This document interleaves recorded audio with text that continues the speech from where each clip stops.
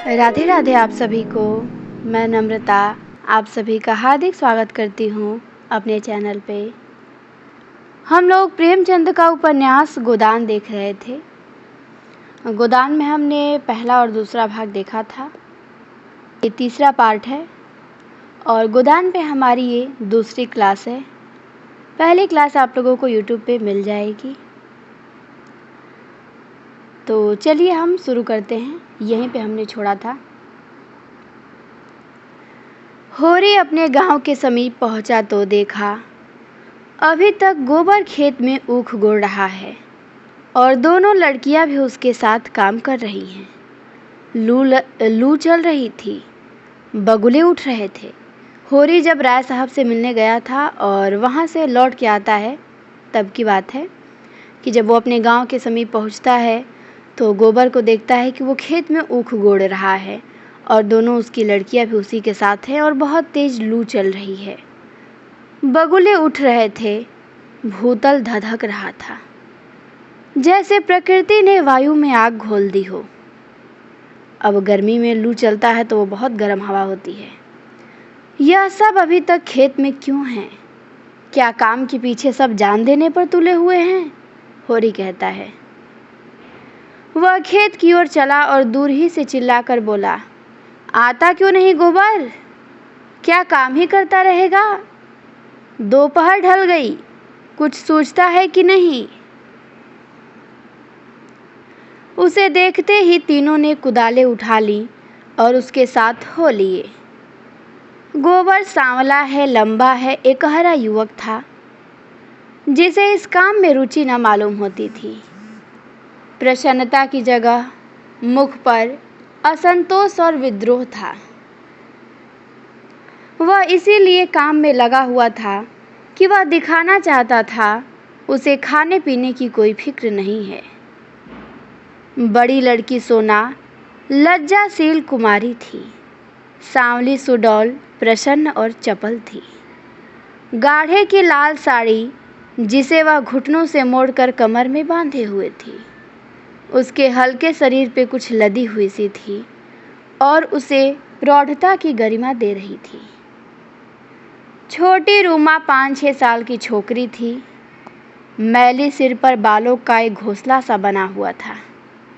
एक लंगोटी कमर में बांधे रहती थी और बहुत ही ढीठ और रोनी थी। रूपा ने होरी की टांगों में लिपट कर कहा, काका देखो, मैंने एक ढेला भी नहीं छोड़ा। बहन कहती है जा पेड़ तले बैठ, ढेले न तोड़े जाएंगे काका तो मिट्टी कैसे बराबर होगी। होरी ने उसे गोद में उठाकर प्यार करते हुए कहा, तूने बहुत अच्छा किया बेटी, चल घर चले। कुछ देर अपने विद्रोह को दबाए रहने के बाद गोबर बोला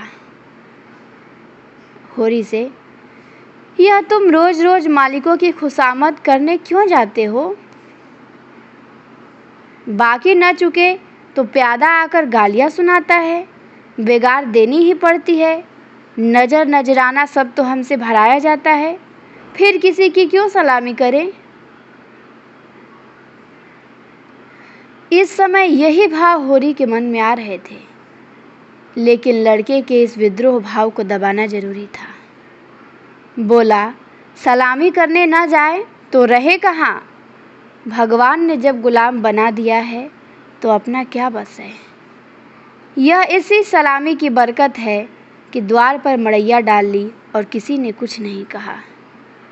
घूरे ने द्वार पर खूंटा गाड़ा था जिस पर करिंदों ने 2 रुपए डाल ले लिए थे।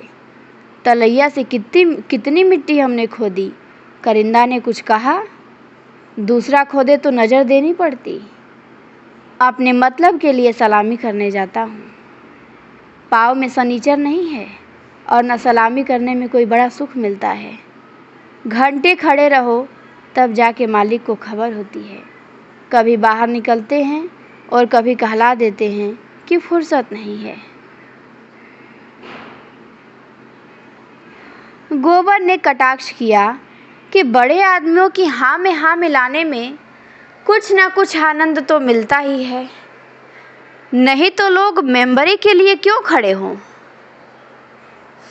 होरी कहता है, जब सिर पर पड़ेगी तब मालूम होगा बेटा, अभी जो चाहे कह लो। पहले मैं भी यही सब बातें सोचा करता था, पर अब मालूम हुआ कि हमारी गर्दन दूसरों के पैरों के नीचे दबी हुई है, अकड़ के निबाह नहीं हो सकता। होरी कहता है कि हमारी गर्दन दूसरों के नीचे दबी हुई है और अकड़ के साथ अपने जीवन का निर्वाह नहीं हो सकता। पिता पर अपना क्रोध उतारकर गोबर कुछ शांत हो गया और चुपचाप चलने लगा। सोना ने देखा रूपा बाप की गोद में चढ़ बैठी है तो ईर्ष्या हुई। उसे डांट कर बोली, अब गोद से उतरकर पाँव पाँव क्यों नहीं चलती? क्या तेरे पाँव टूट गए हैं? रूपा ने बाप की गर्दन में हाथ डाल के ढिठाई से कहा, न उतरेंगे, जाओ। कहती है रूपा, काका बहन हमको रोज चिढ़ाती है कि तू रूपा है, मैं सोना हूँ, मेरा नाम कुछ और रख दो। होरी ने सोना को बनावटी रोज से देखकर कहा, तू इसे क्यों चिढ़ाती है सोनिया? सोना तो देखने को है, निबाह तो रूपा से होता है। रूपा ना हो तो रुपए कहाँ से बने, बता। अब सोना ने अपने पक्ष का समर्थन किया और कहा कि सोना ना हो तो मोहन माला कैसे बने, नथुनिया कहाँ से आए, कंठा कैसे बने। गोबर भी इस विनोद में विवाद में शरीक हो गया। रूपा से बोला, तू कह दे कि सोना तो सूखी पत्ती की तरह पीला होता है और रूपा तो उजला होता है जैसे सूरज। सोना बोली कि शादी ब्याह में पीली साड़ी पहनी जाती है, उजली साड़ी कोई नहीं पहनता। रूपा इस दलील से परास्त हो गई और गोबर और होरी की कोई दलील इसके सामने न ठहर सकी।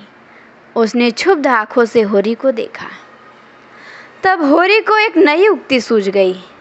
बोला कि सोना बड़े आदमियों के लिए है, हम गरीबों के लिए तो रूपा ही है। जैसे जौ को राजा कहते हैं, गेहूं को चमार, इसीलिए ना कि गेहूं बड़ी आदमी खाते हैं और जौ हम लोग खाते हैं। सोना के पास इस सबल युक्ति का कोई जवाब न था। परास्त होकर बोली, तुम सब जने एक और हो गए, नहीं रुपया को रुलाकर ही छोड़ती। रूपा ने उंगली मटका कर कहा, ये राम सोना चमार, ये राम सोना चमार। इस विजय का उसे इतना आनंद हुआ कि बाप के गोद में रह ना सकी, जमीन पर कूद पड़ी और उछल उछल के यही रट लगाने लगी, रूपा राजा सोना चमार, रूपा राजा सोना चमार। ये लोग घर पहुँचे तो धनिया द्वार पर खड़ी इनकी बाट जो रही थी। रुष्ट होकर बोली, आज इतनी देर क्यों की गोबर? काम के पीछे कोई परान थोड़े ही देता है। फिर पति से गर्म होके बोली कि तुम भी वहाँ से कमाई करके लौटे तो खेत में पहुँच गए, खेत कहीं भागा जाता था। द्वार पर कुआं था। होरी और गोबर ने एक एक कलसा पानी सिर पर उड़ेला, रूपा को नहलाया और भोजन करने गए। जौ की रोटियां थी पर गेहूं जैसी सफ़ेद और चिकनी। अरहर की दाल थी जिसमें कच्चे आम पड़े हुए थे। रूपा बाप की थाली में बैठ खाने बैठी। सोना ने उसे ईर्ष्या भरी आंखों से देखा, मानो कह रही थी, वाह रे दुलार। अब धनिया पूछती है होरी से, मालिक से क्या बातचीत हुई? होरी ने लोटा भर पानी चढ़ाते हुए कहा, यही तहसील वसूल की बात थी और क्या। हम लोग समझते हैं बड़े आदमी बहुत सुखी होंगे, लेकिन सच पूछो तो वो हमसे भी ज़्यादा दुखी हैं। हमें तो अपने पेट की ही चिंता है, उन्हें तो हजारों चिंताएं घेरे रहती हैं। अब ये बहुत सीधा है और ये देखिए, वो राय साहब बता दिया तो अब ये समझ रहा है कि उससे अधिक सुखी मैं ही हूँ, वो बहुत दुखी है। लेकिन वो नहीं जानता है कि राय साहब ऐसे व्यक्तित्व वाला इंसान है कि सांप भी मर जाए लाठी भी ना टूटे। मैं अच्छा भी बना रहूं और अपना लगान भी वसूलता रहूं। अब जिस आदमी को इतने पैसे हैं, इतने हर चीज़ है, क्या वो होरी की ज़िंदगी राय साहब एक दिन भी जी पाते? नहीं जी पाते, मर जाते वो लोग, बड़े लोग भाई, इनकी ज़िंदगी जीने में। पर इनको ऐसे बता रहे हैं कि नहीं, तुम लोग इसी में रहो, इससे आगे मत बढ़ो, यही सुखी जीवन है तुम्हारा। क्योंकि वो नहीं चाहते कि ये कभी बराबरी में आए, आगे बढ़ें। और नहीं तो राय साहब इसको ऐसी ऐसी बातें बताए और इसको लगा कि अब राय साहब बहुत दुखी हैं, आके बता रहा है। तो इसीलिए इसका व्यक्तित्व तो बहुत सीधा साधा रखा गया, एकदम एक प्रकार का गधा टाइप का। पर गधा नहीं है, पर वैसे ही मतलब कोई कुछ भी कह देता है, उसकी बातों में बहुत आसानी से आ जाता है, सीधा साधा। और किसान ऐसे होते ही हैं, ये किसानों का व्यक्तित्व ही होता है, वैसे होते ही सीधे साधे। चलिए तो आगे देखते हैं। हाँ, तो कहा कि लेकिन सच पूछो तो वो हमसे भी ज़्यादा दुखी हैं। हमें तो अपने पेट की चिंता है, पर उन्हें तो हजार चिंताएं घेरे रहती हैं। राय साहब ने और क्या क्या कहा था, कुछ होरी को याद न था। उस सारे कथन का खुलासा मात्र उसके स्मरण में चिपका हुआ रह गया था। तो अब गोबर ने व्यंग किया, अब बिल्कुल सही कहा कि तो फिर अपना इलाका हमें क्यों नहीं दे देते? हम अपने खेत, बैल, हल, कुदाल सब उन्हें देने को तैयार हैं, करेंगे बदला। ये समझदार है, ये समझता है। कह रहा है कि यह सब धूर्तता, नीरी मोट मर्दी। जिसे दुख होता है वह दर्जनों मोटरें नहीं खरीदता, महलों में नहीं रहता, हलवा पूड़ी नहीं खाता और न नाच रंग में लिप्त रहता है। मज़े से राज का सुख भोग रहे हैं और उस पर से कहते हैं कि दुखी हैं। होरी ने झुझलाकर कहा, अब तुमसे बहस कौन करेगा भाई? जायदाद किसी से छोड़ी जाती है कि वो छोड़ देंगे? हमें को खेती से क्या मिलता है? एक आने नफरी की मजूरी भी तो नहीं पड़ती। जो 10 रुपये महीने का भी नौकर है वह भी हमसे अच्छा खाता पहनता है। लेकिन खेतों को छोड़ा तो नहीं जाता। खेती छोड़ दे तो करे क्या? नौकरी कहीं मिलती है, फिर मर्जाद भी तो पालना ही पड़ता है। खेती में जो मर्जाद है वह नौकरी में तो नहीं। इसी तरह ज़मींदारों का हाल भी समझ लो, उनका भी हाल इसी तरह है। उनकी जान को भी सैकड़ों रोग लगे हुए हैं। हाकिमों को रसद पहुंचाओ, उनकी सलामी करो, अमलों को खुश करो, तारीख का माल गुजारी न चुका दे तो हवालात हो जाए, कुड़की आ जाए। हमें तो कोई हवालात नहीं ले जाता, 2-4 गालियाँ घुड़कियाँ ही तो मिल के रह जाती हैं। गोबर ने फिर प्रतिवाद किया, कहा, यह सब कहने की बातें हैं। हम लोग दाने दाने को मोहताज हैं, देह पे साबित कपड़े नहीं हैं। चोटी का पसीना एड़ी तक आता है तब भी गुजर नहीं होता। उन्हें क्या, मज़े से गद्दी मसनद लगाए बैठे हैं। सैकड़ों नौकर चाकर, हजारों आदमियों पर हुकूमत है। रुपए ना जमा होते हों पर सुख तो सभी तरह का भोगते हैं। धन लेकर आदमी और क्या करता है? तुम्हारी समझ में हम और वह बराबर है? भगवान ने तो सबको बराबर ही बनाया है। होरी कहता है, यह बात नहीं है बेटा। छोटे बड़े भगवान के घर से बन के आते हैं। संपत्ति बड़ी तपस्या से मिलती है। उन्होंने पूर्व जन्म में जैसे कर्म किए हैं उनका आनंद भोग रहे हैं। हमने कुछ नहीं संचा तो भोगे क्या? तो गोबर कहता है, यह सब मन को समझाने की बातें हैं। भगवान सबको बराबर बनाते हैं। यहाँ जिसके हाथ में लाठी है वही गरीबों को कुचल के बड़ा आदमी बन जाता है। होरी कहता है, यह तुम्हारा भरम है। मालिक आज भी 4 घंटे रोज भगवान का भजन करते हैं। किसके बल पर यह भजन, भाव और दान धर्म होता है? अपने बल पे? अब गोबर कहता है कि ये जो भजन करते हैं, दान देते हैं, ये अपने बल पे वो करते हैं? नहीं, किसानों के बल पे, मजदूरों के बल पे। यह पाप का धन पचे कैसे, इसीलिए दान धर्म करना पड़ता है। और भगवान का भजन भी इसीलिए होता है। भूखे नंगे रह के भगवान का भजन करें तो हम भी देखें। हमें कोई 2 जून खाने को दे तो हम 8 पहर भगवान का जाप ही करते रहें। ये बिल्कुल यथार्थ बात कहता है गोबर कि जब किसी का पेट ही नहीं भरा रहेगा तो वो कैसे भगवान का भजन कर सकता है? नहीं कर सकता है। पहले तो पेट की चिंता रहेगी ना। अब उसके पास तो संपन्न है तो इतना अपना आराम से बैठ के कर रहा है, लेकिन ये लोग कहाँ से करें, कैसे कर पाए? भोरी सोच रहा है कि हम पुण्य नहीं किए हैं, पूजा नहीं किए हैं, तो हमें कर्म उसका मिल रहा है। तो यही कह रहा है कि जब जिसको खाने को नहीं मिल रहा है, खाने को मोहताज है, तो वो कहाँ से करेगा? तो कह रहा है कि एक दिन खेत में जब ऊख गोड़ना पड़े ना, तो सारी शक्ति उनकी भूल जाए। अब होरी इस पे हार के कहता है कि अब तुम्हारे मुंह कौन लगे भाई, तुम तो भगवान की लीला में भी टांग अड़ाते हो। अब दिन का तीसरा पहर था। होरी गोबर कुदार लेकर चला तो होरी ने कहा कि जरा ठहर जाओ बेटा, हम भी चलते हैं। तब तक थोड़ा सा भूसा निकाल कर रख दो, मैंने भोला को देने को कहा है, बेचारा आजकल बहुत तंग है। गोबर ने अवज्ञा भरी आंखों से देखकर कहा, हमारे पास बेचने को भूसा नहीं है। होरी कहता है, बेचता नहीं हूँ भाई, यूं ही दे रहा हूँ। वह संकट में है, उसकी मदद तो करनी ही पड़ेगी। तो वो कहता है भोला कि हमें तो उन्होंने कभी एक गाय नहीं दे दी। तो होरी कहता है कि दे तो रहा था पर हमने ली ही नहीं।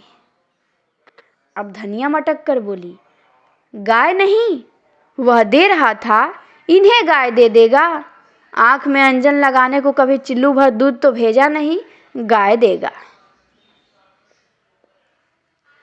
तो होरी ने कसम खाई, नहीं जवानी कसम, अपनी पंछाई गाय दे रहे थे, हाथ तंग है, भूसा चारा नहीं रख सके, अब एक गाय बेचकर भूसा लेना चाहते हैं। मैंने सोचा कि संकट में पड़े आदमी की गाय क्या लूँगा, थोड़ा सा भूसा दिए देता हूँ, कुछ रुपए हाथ आ जाएंगे तो गाय ले लूँगा, थोड़ा थोड़ा करके चुका दूँगा। 80 रुपए की गाय है, मगर ऐसी है कि आदमी देखता रहे। गोबर ने आड़े हाथों लिया और कहा कि तुम्हारी यही धर्मात्मापन तो तुम्हारी दुर्गत कर रहा है। साफ साफ तो बात है, 80 रुपए की गाय है, हमसे 20 रुपए का भूसा ले ले और गाय हमें दे दें, 60 रुपए रह जाएंगे, वह हम धीरे धीरे दे देंगे। होरी रहस्यमय ढंग से मुस्कुराया और कहा, मैंने ऐसी चाल चली है कि गाय सेंत मेंत में हाथ आ जाए। कहीं भोला की सगाई ठीक करनी है, बस 2-4 मन भूसा तो खाली अपना रंग जमाने को देता हूँ। तो गोबर ने तिरस्कार किया, तो तुम अब सबकी सगाई ठीक करते फिरोगे? धनिया ने तीखी आंखों से देखा और कहा, अब यही एक उद्यम तो रह गया है, नहीं देना है हमें भूसा किसी को, यहाँ भोला भाली किसी का कर्ज नहीं खाया है। होरी ने अपनी सफाई दी कि अगर मेरे जतन से किसी का घर बस जाए तो इसमें कौन सी बुराई है। गोबर ने चिलम उठाई और आग लेने चला गया। उसे यह झमेला बिल्कुल नहीं भाता था। धनिया ने सिर हिलाकर कहा कि जो उनका घर बसाएगा वह 80 रुपए की गाय लेकर चुप न होगा, एक थैली गिनवाएगा। होरी ने पुचारा दिया, यह मैं जानता हूँ, लेकिन उसकी भलमनसी को भी तो देखो, मुझसे जब मिलता है बखानी करता रहता है तेरी, कहता है ऐसी लक्ष्मी है ऐसी सलीकेदार है। अब यहाँ पे धनिया को भुलवा रहा है प्रशंसा करके। वहाँ पे वो कहा कि तुम्हारी धनिया बहुत प्रशंसा करती है भोला से। अब धनिया से कहा तुम्हारी भोला बहुत प्रशंसा करता है, ताकि भोला के मन में, इसके मन में भोला के प्रति कुछ थोड़ा प्रेम उरेम आए, मतलब कि इतनी कटुतापूर्वक न बोले। तो वही कह रहा है कि कहता है कि ऐसी लक्ष्मी है, ऐसी सलीकेदार है। धनिया के मुख पे स्निग्धा झलक पड़ी। मन मन भाए, मुड़िया हिलाए वाले भाव से बोली कि मैं उनके बखान की भूखी नहीं है, अपना बखान धरे रहें। होरी ने स्नेह भरी मुस्कान के साथ कहा कि मैंने तो कह दिया भैया, वह नाक पर मक्खी भी नहीं बैठने देती, गालियों से बात करती है, लेकिन वह यही कह जाए कि औरत नहीं लक्ष्मी है, लक्ष्मी तुम्हारी महरिया। यह है कि उसकी घरवाली जबान की बड़ी तेज थी। बेचारा उसके डर के मारे भागा भागा फिरता था। कहता था कि जिस दिन तुम्हारी घरवाली का मुंह सवेरे देख लेता हूँ, उस दिन कुछ ना कुछ जरूर हाथ लगता है। मैंने कहा तुम्हारे हाथ लगता होगा, यहाँ तो रोज देखते हैं, कभी पैसे से भेंट नहीं होती। धनिया कहती है कि तुम्हारे तो भाग ही खोटे हैं, मैं क्या करूं। कहता है कि लगा अपनी घरवाली की बुराई करने।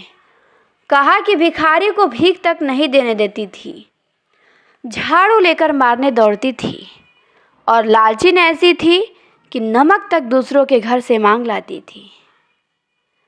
मरने पर किसी की क्या बुराई करूं, मुझे देखकर जल उठती थी। भोला बड़ा गमखोर था कि उसके साथ निभाह कर गया। दूसरा होता तो जहर खा के मर जाता।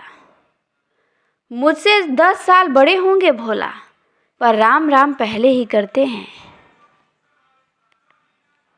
तो अब धनिया कहती है अच्छा, तो क्या कहते थे कि जिस दिन तुम्हारी घरवाली का मुंह देख लेता हूँ तो क्या होता है। अभी अपनी बात लाना चाहती है, जो कि औरतों का स्वाभाविक गुण है, अपनी प्रशंसा सुनना।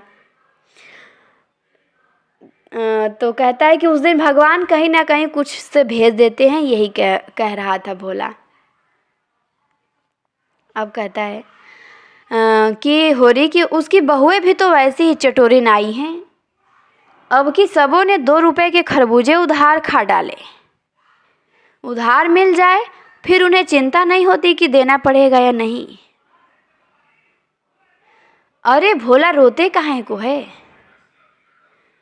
गोबर आके बोला कि भोला दादा आ पहुँचे, मन दो मन भूसा है, वह उन्हें दे दो, फिर उनकी सगाई ढूंढने निकलो। धनिया ने समझाया आदमी द्वार पे बैठा है, उसके लिए खाट वाट तो डाल नहीं दी, ऊपर से लगे भुनभुनाने। अब धनिया प्रभावित हो गई है। कहती है कुछ तो भल मन से सीखो, कलसा ले आओ, पानी भर कर रख दो, हाथ मुंह धोएं, कुछ रस पानी पिला दो। मुसीबत में ही आदमी दूसरों के सामने हाथ फैलाता है। तो अब होरी कहता है नहीं, रस वस का कोई काम नहीं, कौन कोई पाहुने हैं। तो धनिया बिगड़ी, पाहुने और कैसे होते हैं, रोज रोज तो तुम्हारे द्वार पे नहीं आते हैं, इतनी दूर से धूप घाम में आए हैं, प्यास लगी ही होगी। रूपा को कहती है कि रुपया देख डब्बे में तमाकू है कि नहीं, गोबर के मारे काहे को बची होगी, दौड़ कर एक पैसे का तमाकू सहुआइन की दुकान से ले लो। भोला की आज जितनी खातिरदारी हुई थी और कभी नहीं हुई होगी। गोबर ने खाद डाल दी, सोना ने रस घोल लाया, रूपा तमाकू लाई, धनिया द्वार पर किवाड़ कियार में खड़ी अपने कानों से अपना बखान सुनने के लिए अधीर हो रही थी। भोला ने चिलम हाथ में लेकर कहा कि अच्छी घरनी घर में आ जाए तो समझ लो लक्ष्मी आ गई। वही जानती है कि बड़े छोटे का आदर सत्कार कैसे करना है। अब धनिया के हृदय में उल्लास का कंपन हो रहा था। चिंता और निराशा और अभाव से आहत आत्मा इन शब्दों में एक कोमल शीतल स्पर्श का अनुभव कर रही थी। होरी जब भोला का खांचा उठाकर भूसा लाने अंदर चला तो धनिया पीछे पीछे चल पड़ी। होरी ने कहा कि जाने कहाँ से इतना बड़ा खांचा मिल गया, किसी भड़भूजे से मांग लिया होगा, मन भर से कम न भरेगा। 2 खांचे भी दिए तो 2 मन निकल जाएंगे। तो धनिया तो फूली हुई थी एकदम, मलामात की आंखों से देखती हुई बोली कि या तो किसी को न्योता न दो और दो तो भरपेट खिलाओ। तुम्हारे पास फूल पत्र लेने थोड़ी ही आए हैं कि चंगेरी लेकर चलते। देते ही हो तो 3 खांचे दे दो। भला आदमी लड़कों को क्यों नहीं लाया? अकेले कहाँ तक ढोएगा, जान निकल जाएगी। होरी कहता है कि 3 खांचे तो मेरे दिए न दिए जाएंगे। धनिया कहती है तब क्या 1 खांचा देकर टालोगे? गोबर से कह दो अपना खांचा भरकर उनके साथ चला जाए। तो होरी कहता है कि गोबर ऊख गोड़ने जा रहा है। धनिया कहती है कि एक दिन ऊख न गोड़ने से सूख ना जाएगी। यह तो उनका काम था कि किसी को अपने साथ ले लेते, भगवान के दिए 2-2 बेटे हैं। होरी कहता है। तो धनिया कहती है कि ना होंगे घर पे, दूध लेके बाजार गए होंगे। तो होरी कहता है कि यह तो अच्छी दिल लगी है भाई कि अपना माल भी दो और उसे घर तक पहुंचा भी दो। लाद दे लाद, लादने वाला साथ कर दे। तो धनिया कहती है कि अच्छा भाई कोई मत जाए, मैं पहुंचा दूंगी। बड़ों की सेवा करने में लाज नहीं है। और 3 खांचे उन्हें दे दूं तो अपने बैल क्या खाएंगे? होरी कहता है।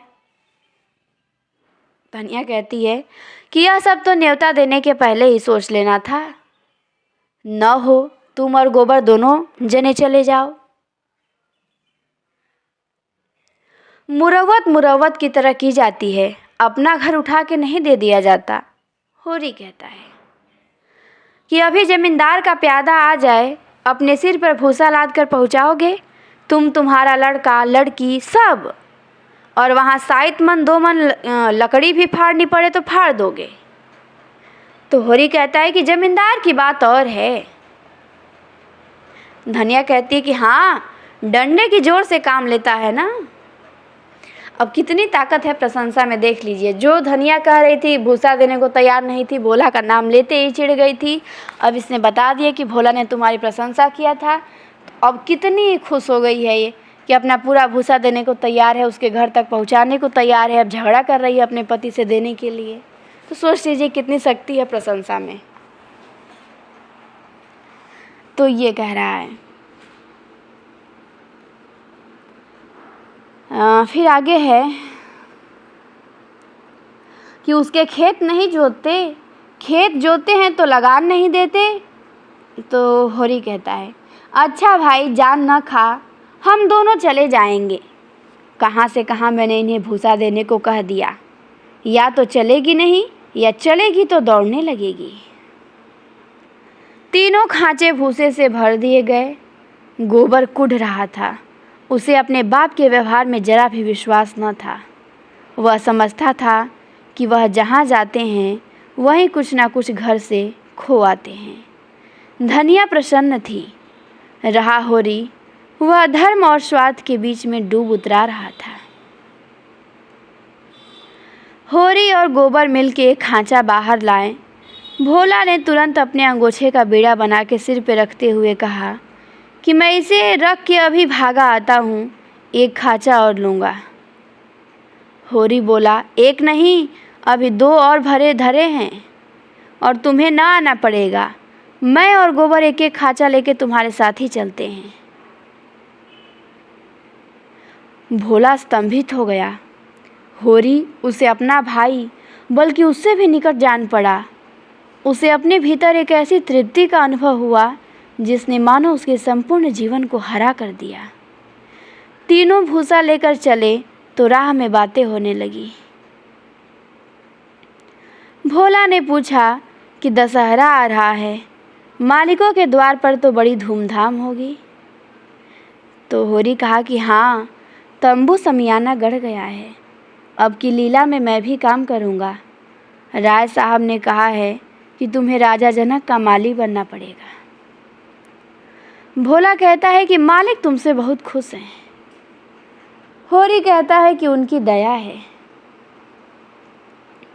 एक क्षण के बाद भोला ने फिर पूछा कि शगुन के लिए रुपए का कुछ जुगाड़ कर लिया है? माली बन जाने से तो गला न छूटेगा। होरी ने मुंह का पसीना पोंछकर कहा कि उसी की चिंता तो मारे डालती है दादा। अनाज तो सब का सब खलिहान में ही तुल गया। जमींदार ने अपना लिया, महाजन ने अपना लिया, मेरे हिस्से 5 सेर अनाज बचा रहा। यह भूसा तो मैंने रातों रात ढोकर छिपा दिया था, नहीं तो तिनका भी नहीं बचता। जमींदार तो एक ही है, मगर महाजन 3-3, सहुआइन अलग, मंगरू अलग और दाता दिन पंडित अलग। तो सहुआइन को भी ध्यान देना है, मंगरू को और दाता दिन पंडित को। ठीक है, तीनों महाजन हैं जिनको देना पड़ता है लगान।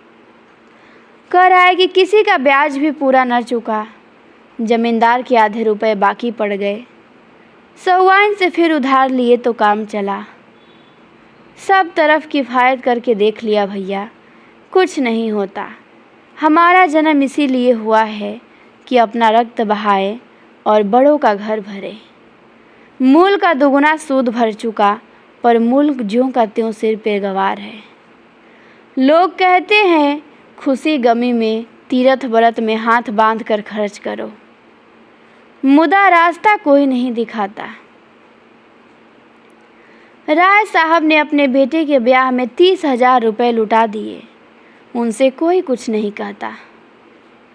मंगरू ने अपने बाप के क्रियाक्रम में 5,000 लगाए, उनसे कोई नहीं पूछता। वैसे ही मर्दाज तो सबकी है। भोला ने करुण भाव से कहा कि बड़े आदमियों की बराबरी तुम कैसे कर सकते हो भाई? तो होरी कहता है, आदमी तो हम भी हैं। भोला कहता है, कौन कहता है कि हम और तुम आदमी हैं? हम में आदमियत कहाँ? आदमी वह है जिसके पास धन है, अख्तियार है, इल्म है। हम लोग तो बैल हैं और जुतने के लिए पैदा हुए हैं। उस पर एक दूसरे को देख नहीं सकता। एका का नाम नहीं है। एक किसान दूसरे के खेत पर न चढ़े तो कोई जाफा कैसे करे? प्रेम तो संसार से उठ गया। बूढ़ों के लिए अतीत के सुखों और वर्तमान के दुखों और भविष्य के सर्वनाश से ज़्यादा मनोरंजक और कोई प्रसंग नहीं होता। ये भी कथन बहुत इम्पॉर्टेंट है, पूछ सकता है कि किस उपन्यास से है, तो इसे आप लोगों को ध्यान देना है कि बूढ़ों के लिए अतीत के सुखों और वर्तमान के दुखों और भविष्य के सर्वनाश से ज़्यादा मनोरंजक और कोई प्रसंग नहीं होता। दोनों मित्र अपने अपने दुखड़े रोते रहे। भोला ने अपने बेटों के करतूत सुनाए, होरी ने अपने भाइयों का रोना रोया। तब एक कुएं पर बोझ रखकर पानी पीने के लिए बैठ गए। गोबर ने बनिए से लोटा मांगा और पानी खींचने लगा। भोला ने सहृदयता से पूछा कि अलगौझे के समय तो तुम्हें बड़ा रंज हुआ होगा न होरी? भाइयों को तो तुमने बेटों की तरह पाला था।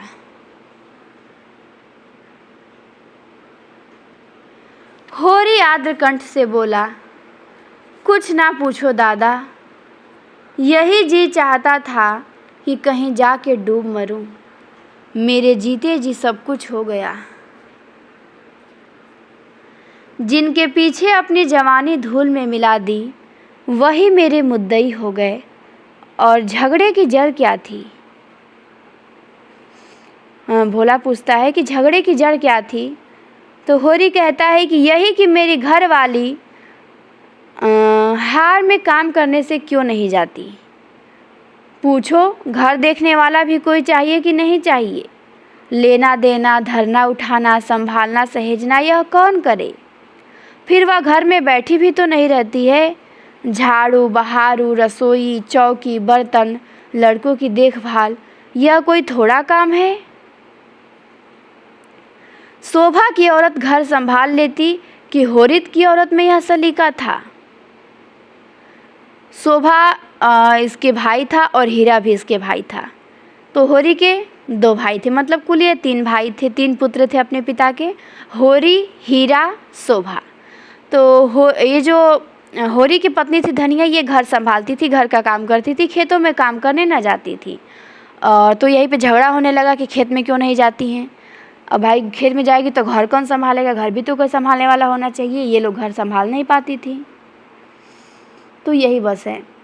तो फिर कहते हैं होरी कि शोभा की औरत घर संभाल लेती कि हीरा की औरत में यह सलीका था? जब से अलगौझा हुआ है दोनों घरों में एक जून की रोटी पकती है? नहीं, सबको दिन में 4-4 बार भूख लगती थी। अब खाएं 4 दफ़े तो देखूं। इस मालिकपन में गोबर की माँ की जो दुर्गति हुई है वह मैं ही जानता हूँ। बेचारी अपनी देवरानियों के फटे पुराने कपड़े पहन के दिन काटती थी। खुद भूखी सो रही होगी, लेकिन बहुओं के लिए जलपान तक का ध्यान रखती थी। अपनी देह पे गहने के नाम पे कच्चा धागा भी न था, पर देवरानियों के लिए 2-4 गहने बनवा दिए। सोने के ना सही, चांदी के तो हैं। जलन यही थी कि यह मालिक क्यों है। बहुत अच्छा हुआ कि अलग हो गए, मेरे सिर से बला टली। अमूमन ये घरों में देखने को मिलता है कि लोग समझते हैं कि जो घर का मालिक है, मालकिन है, वो बहुत सुखी हैं, बहुत हमारे पे से कटौती करके अपने को इकट्ठा कर रहे हैं। लेकिन ऐसा नहीं होता है, बहुत कम ऐसा होता है। वो सबकी ख्वाहिशों को पूरे करने में अपने लिए कटौती करते हैं भाई, जो घर को चलाने वाले होते हैं। तो यही धनिया के साथ भी था। ये अपने ना खाती थी पर अपनी देवरानियों को देती थी, पर इनकी देवरानियों को ये लगता था कि नहीं, अपने तो और अच्छा खा रही होगी। ये होता है। तो होरी कहता है कि बहुत अच्छा हुआ कि अलग हो गए, मेरे सिर से बला टली। भोला ने एक लोटा पानी चढ़ाकर कहा कि यही हाल घर घर है भैया, भाइयों की बात ही क्या। यहाँ तो लड़कों से भी नहीं पटती, और पड़ती इसीलिए नहीं कि मैं किसी की कुचाल देखकर मुंह नहीं बंद कर सकता। तुम जुआ खेलोगे, चरस पियोगे, गाजे के दाम लगाओगे, मगर आए किसके घर से? खर्चा करना चाहते हो तो कमाओ, मगर कमाई तो किसी से न होगी। खर्च दिल खोल के करेंगे। जेठा कामता सौदा लेके बाजार जाएगा तो आधा पैसा गायब, पूछो तो कोई जवाब नहीं।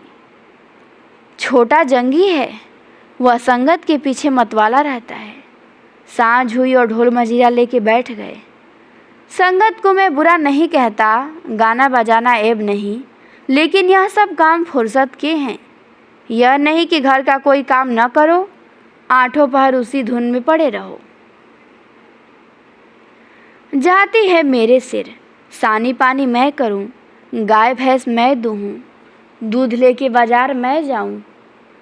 यह गृहस्थी जी का जंजाल है। सोने की हंसिया जिसे न उगलते बनता है न निगलते बनता है। भोला कहता है कि लड़की है झुनिया। भोला की लड़की है, उसका नाम क्या है? झुनिया है। तो उसके बारे में बताता है कि लड़की है झुनिया, वह भी नसीब की खोटी है। तुम तो उसकी सगाई में आए थे ना, कितना अच्छा घर वर था। उसका आदमी बम्बई में दूध की दुकान करता था। उन दिनों वहाँ हिंदू मुसलमानों में दंगा हुआ तो किसी ने उसके पेट में छुरा भोंक दिया। घर ही चौपट हो गया। वहाँ अब उसका निबाह नहीं। जाकर लिवा लाया कि दूसरी सगाई करा दूंगा, मगर वह राजी ही नहीं होती है। और दोनों भावजे हैं कि रात दिन उसे जलाती रहती हैं। मतलब जो दोनों उसकी भौजाइयाँ हैं, रात दिन उसको जलाती रहती हैं। तो कहती हैं कि घर में महाभारत मचा रहता है, विपद की मारी यहाँ आई, यहाँ भी चैन नहीं। इन्हीं दुखड़ों में रास्ता कट गया। भोला का पुरवा था तो छोटा मगर बहुत गुलजार। अधिकतर अहीर ही बसते थे और किसानों को देखते इनकी दशा बहुत बुरी न थी। मतलब जो भोला का पुरवा था, यहाँ पे जो अहीर रहते थे, उनकी दशा किसानों की इतनी बुरी न थी। भोला गांव का मुखिया था। द्वार पर बड़ी सी चरनी थी जिस पर 10-12 गायें भैंसें खड़ी सानी खा रही थी। ओसारे में एक बड़ा सा तख्त पड़ा था जो शायद 10 आदमियों से भी न उठता। किसी खूंटी पर ढोलक लटक रही थी, किसी पे मजीरा। एक ताख पर कोई पुस्तक बस्ते में बंधी रखी हुई थी जो शायद रामायण हो। दोनों बहुएं सामने बैठी गोबर पाथ रही थी और झुनिया चौखट पे खड़ी थी। उसकी आंखें लाल थी और नाक के सिरे पर भी सुर्खी थी। मालूम होता था कि अभी रो के उठी है। उसके मांसल स्वस्थ सुगठित अंगों में मानो यौवन लहरें मार रहा था। मुंह बड़ा और गोल था, कपोले फूले हुए, आंखें छोटी और भीतर धसी हुई, माथा पतला, पर वक्ष का उभार और गात का वही गुदगुदापन आंखों को खींचता था। उस पर छपी हुई गुलाबी साड़ी उसे और भी शोभा प्रदान कर रही थी। भोला को देखते ही उसने लपक कर उनके सिर से खांचा उतरवाया और भोला ने गोबर और होली के खांचे उतरवाए और झुनिया से बोले कि पहले एक चिलम भर ला, फिर थोड़ा सा रस बना ला। पानी न हो तो गगरा ला, मैं खींच दूँ। होरी महतो को पहचानती है ना? फिर होरी से बोलता है भोला कि घरनी के बिना घर घर नहीं रहता भैया। पुरानी कहावत है, नाटन खेती बहुरियन घर। नाटे बैल क्या खेती करेंगे और बहुएं क्या घर संभालेगी। जब से इसकी माँ मरी है जैसे घर की बरकत ही उठ गई। बहुएं आटा पाथ लेती हैं पर गृहस्थी चलाना क्या जाने। हाँ, मुँह चलाना खूब जानती हैं। लौंडे कहीं फड़ पर जमे होंगे, सब के सब आलसी हैं, कामचोर हैं। जब तक जीता हूँ इनके पीछे मरता हूँ।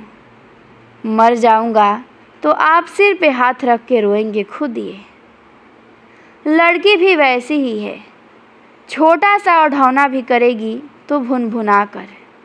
मैं तो सह लेता हूँ, खसम थोड़े ही सहेगा। झुनिया एक हाथ से भरी हुई चीलम दूसरे में रस का लोटा लिए बड़ी फुर्ती से आ पहुंची। फिर रस्सी और कलश लेकर पानी भरने चली।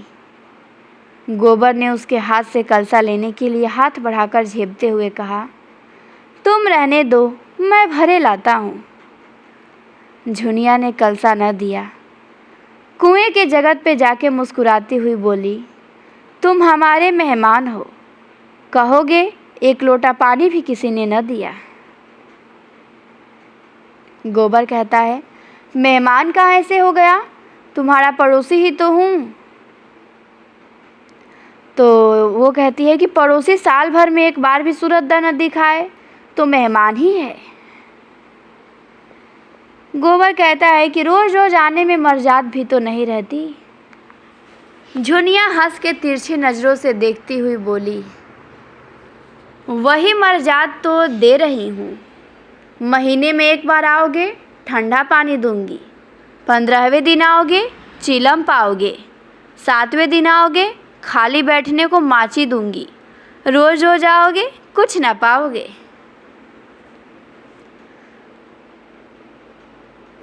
तो गोबर कहता है कि दर्शन तो दोगी। धनिया कहती है, दर्शन के लिए पूजा करनी पड़ेगी।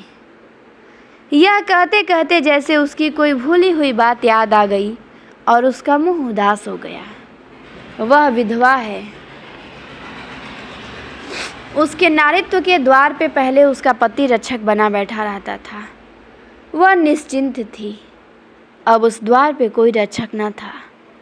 इसीलिए वह उस द्वार को सदैव बंद रखती है। कभी कभी घर के सूनेपन से उकताकर वह द्वार खोलती है, पर किसी को आते देखकर भयभीत होकर दोनों पाटों भेड़ लेती है। गोबर ने कलसा भर के निकाला, सबों ने रस पिया और एक चिलम तमाकू और पीकर लौटे। भोला ने कहा, कल तुम आकर गाय ले जाना गोबर, इस वक्त तो सानी खा रही है। गोबर की आंखें तो उसी गाय पे लगी हुई थी और मन ही मन वह मुग्ध हुआ जाता था। गाय इतनी सुंदर और सुडैल है, इसकी उसने कल्पना भी न की थी। होरी ने लोभ को रोककर कहा, मंगवा लूँगा, जल्दी क्या है। भोला कहता है कि तुम्हें जल्दी ना होगी, हमें तो जल्दी है। उसे द्वार पे देख के तुम्हें वह बात याद आती रहेगी। होरी कहता है, उसकी मुझे बड़ी फिक्र है दादा। तो भोला कहता है, ठीक है, तो कल गोबर को भेज देना। दोनों ने अपने अपने खांचे सिर पर रखे और आगे बढ़े। दोनों इतने प्रसन्न थे मानो ब्याह करके लौटे हैं। होरी को तो अपनी चिर संचित अभिलाषा के पूरे होने का हर्ष था, और वो भी बिना पैसों के। और गोबर को तो इससे भी बहुमूल्य वस्तु मिल गई थी। उसके मन में अभिलाषा जाग उठी थी। अवसर पाकर उसने पीछे की तरफ देखा। झुनिया द्वार पर खड़ी थी, मत आशा की भांति अधीर चंचल। और तीसरा भाग यहीं पे समाप्त होता है। अब आता है चौथा भाग। चौथा भाग देखते हैं। अब होरी को रात भर नींद नहीं आई। नीम के पेड़ तले अपनी बांस की खाट पर पड़ा बार बार तारों की ओर देखता था। गाय के लिए नांद गाड़नी है, बैलों से अलग उसकी नांद रहे तो अच्छा है। अभी तो रात को बाहर ही रहेगी, लेकिन चौमासे में उसके लिए कोई दूसरी जगह ठीक करनी होगी। बाहर लोग नज़र लगा देते हैं, कभी कभी तो ऐसा टोना टोटका कर देते हैं कि गाय का दूध ही सूख जाता है। थन में हाथ ही नहीं लगाने देती, लात मारती है। नहीं नहीं, बाहर बांधना ठीक नहीं। और बाहर नाद भी कौन गाड़ने देगा। करिंदा साहब नज़र के लिए मुंह फुलाएंगे। छोटी छोटी बात के लिए राय साहब के पास फरियाद ले जाना भी उचित नहीं है। और करिंदे के सामने मेरी सुनता कौन है। भीतर ही बांधूंगा। आंगन है तो छोटा सा, लेकिन एक मड़िया डाल देने से काम चल जाएगा। अभी पहला ही ब्यांत है, 5 सेर से कम क्या दूध देगी। सेर भर तो गोबर ही को चाहिए। रुपया दूध देकर कैसी ललचाती रहती है। कहता है कि उसकी जो बेटी है रूपा, उसको रुपया कहते हैं, कि दूध देकर कैसी वो ललचती रहती है। अब पिए जितना चाहे। कभी कभी तो 2-4 सेर दूध मालिकों को भी दे आया करूँगा। और करिंदा साहब की भी पूजा करनी ही होगी। अपने मन में सब ख्याली पुलाव बना रहा है और कह रहा है कि और भोला के रुपए भी तो देना चाहिए। सगाई के ढकोसले में उसे क्यों डालूं। जो आदमी अपने ऊपर इतना विश्वास करे, उसे दगा करना नीचता है। 80 रुपए की गाय मेरे विश्वास पर दे दी। नहीं, यहाँ तो कोई 1 पैसे को नहीं पतियाता। सन में क्या कुछ मिलेगा। अगर 25 रुपए भी दे दूं तो भोला को ढाढ़स हो जाए। धनिया से नाहक बता दिया। चुपके से गाय लाकर बांध देता तो चकरा जाती। लगती पूछने किसकी गाय है, कहाँ से लाए है। खूब दिख करके बताता, लेकिन जब पेट में बात बचे तब ना। कभी 2-4 पैसे ऊपर से आ जाते, उनकी भी तो नहीं छिपा सकता। और यह अच्छा भी है, उसे घर की चिंता रहती है। अगर उसे मालूम हो जाए कि इनके पास भी पैसे रहते हैं तो फिर नखरे बघाड़ने लगे। गोबर जरा आलसी है। नहीं, मैं गौ की सेवा ऐसी सेवा करता है कि जैसी चाहिए। आलसी वालसी कुछ नहीं है। इस उम्र में कौन आलसी नहीं होता। मैं भी दादा के सामने मटर गश्ती ही किया करता था। बेचारे पहर रात से कुट्टी काटने लगते, कभी जगा देते तो मैं बिगड़ जाता और घर छोड़कर भाग जाने की धमकी देता था। लड़के जब माँ बाप के सामने भी जिंदगी का थोड़ा सा सुख न भोगेंगे तो फिर जब अपने सिर पर पड़ गई तो क्या भोगेंगे। दादा के मरते ही क्या मैंने घर नहीं संभाल लिया। सारा गांव यही कहता था कि होरी घर बर्बाद कर देगा, लेकिन सिर पर बोझ पड़ते ही मैंने ऐसा चोला बदला कि लोग देखते रह गए। शोभा और हीरा अलग हो गए, नहीं आज इस घर की और ही बात होती। 3 हल एक साथ चलते, अब तीनों अलग अलग हैं। बस समय का फेर है। धनिया का क्या दोष था, बेचारी जब से घर में आई कभी तो आराम से न बैठी। डोली से उतरते ही काम सिर पे उठा लिया। अम्मा को पान की तरह फेरती रहती थी, जिसने घर के पीछे अपने को मिटा दिया। देवरानियों से काम करने को कहती थी तो क्या बुरा करती थी, आखिर उसे भी तो कुछ आराम मिलना चाहिए।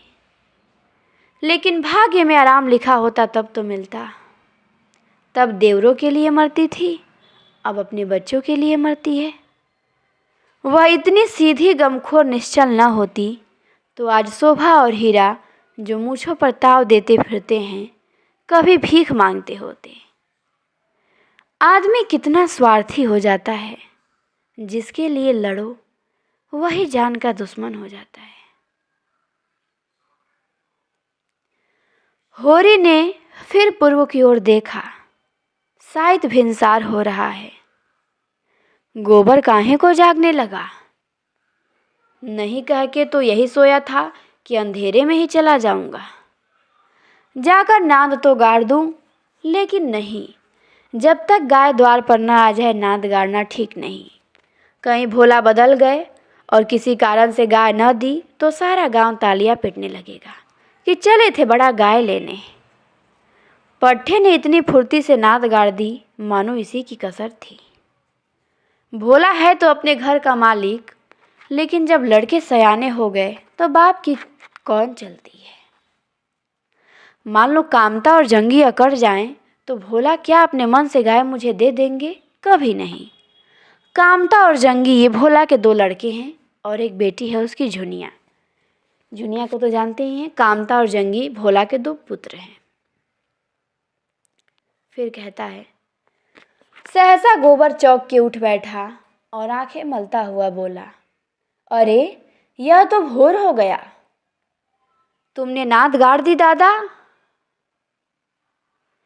होरी गोबर से सुगठित शरीर और चौड़ी छाती की ओर गर्व से देखकर और मन में यह सोचते हुए कि कहीं इसे गोरस मिलता तो कैसा पट्टा हो जाता, बोला, नहीं अभी नहीं गाड़ी, सोचा कहीं न मिले तो नाहक भद्द हो। गोबर ने त्योरी चढ़ाकर कहा, मिलेगी क्यों नहीं। तो होरी कहता है कि उनके मन में कोई चोर बैठ जाए। गोबर कहता है कि चोर बैठे या डाकू, गाय तो उन्हें देनी ही पड़ेगी। गोबर ने और कुछ न कहा, लाठी कंधे पर रखी और चल दिया।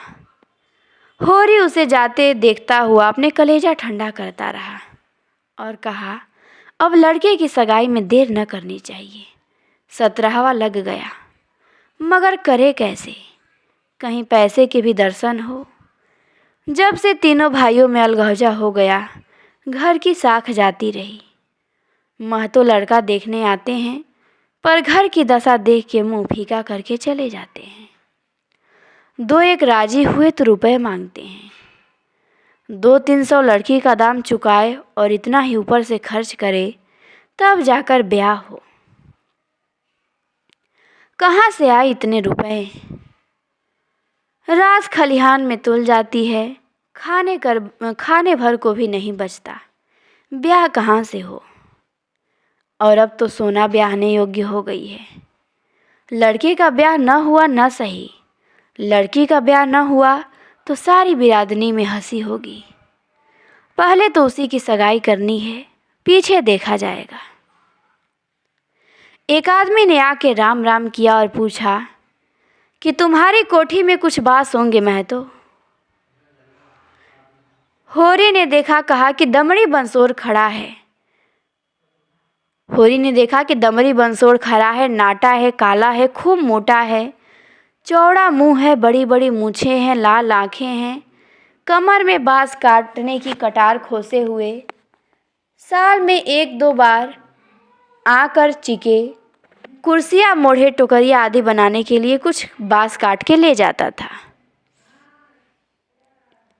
होरी प्रसन्न हो गया। मुट्ठी गर्म होने की कुछ आशा बधी। चौधरी को ले जाकर अपनी तीनों कोठियाँ दिखाई, मोल भाव किया और 25 रुपये सैकड़े में 50 बांस का बयान ले लिया। फिर दोनों लौटे।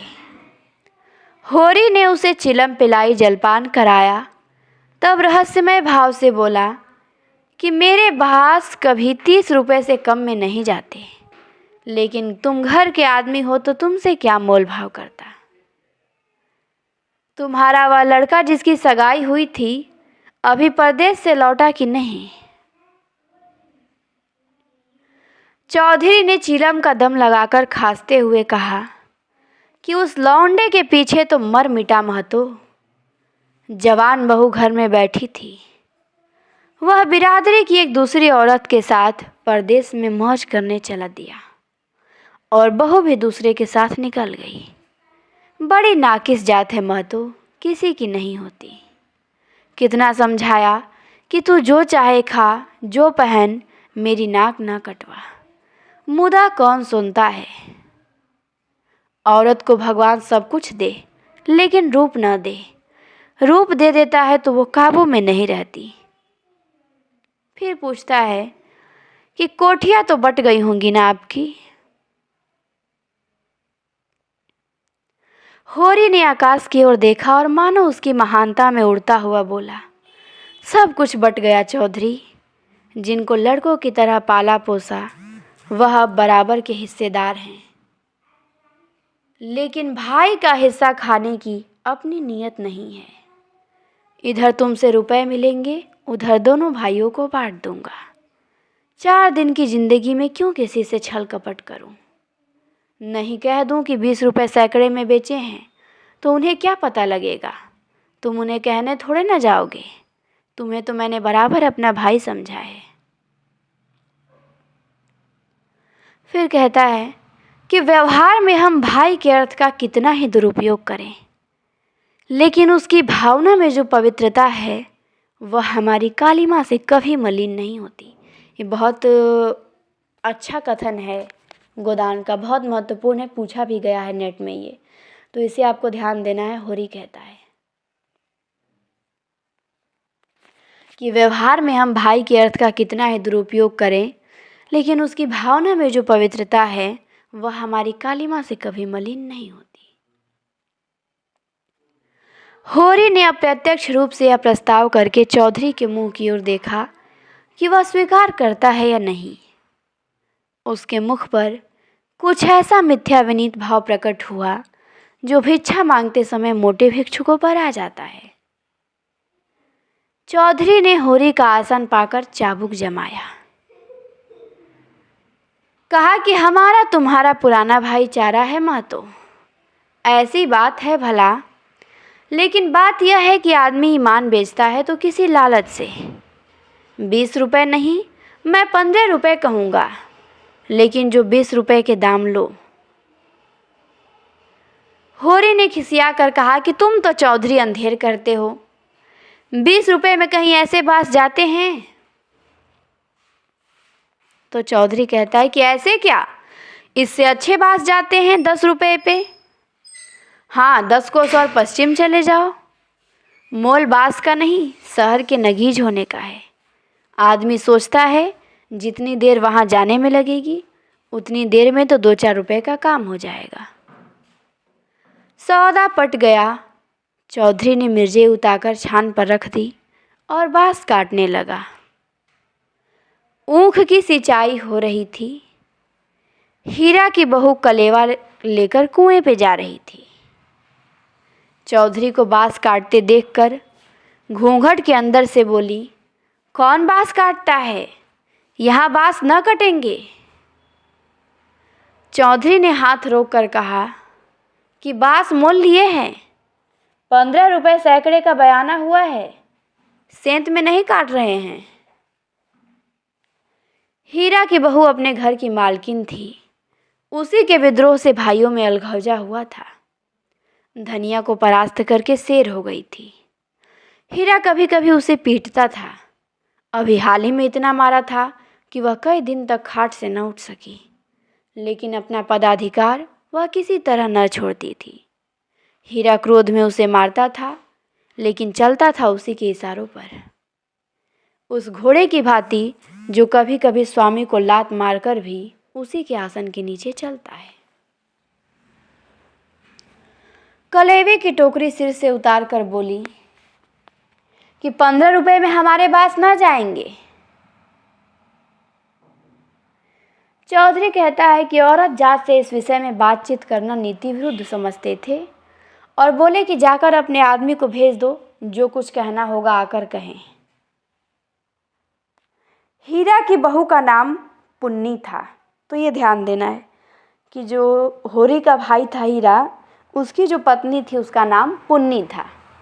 उसके बच्चे 2 ही हुए थे, लेकिन ढल गई थी। बनाव श्रृंगार से समय के आघात का शमन करना चाहती थी, लेकिन गृहस्थी में भोजन का ही ठिकाना न था। श्रृंगार के लिए पैसे कहाँ से आते। इस अभाव और व्यवस्था ने उसकी प्रकृति का जल सुखाकर कठोर और शुष्क बना दिया, जिस पर एक फावड़ा भी उचट जाता था।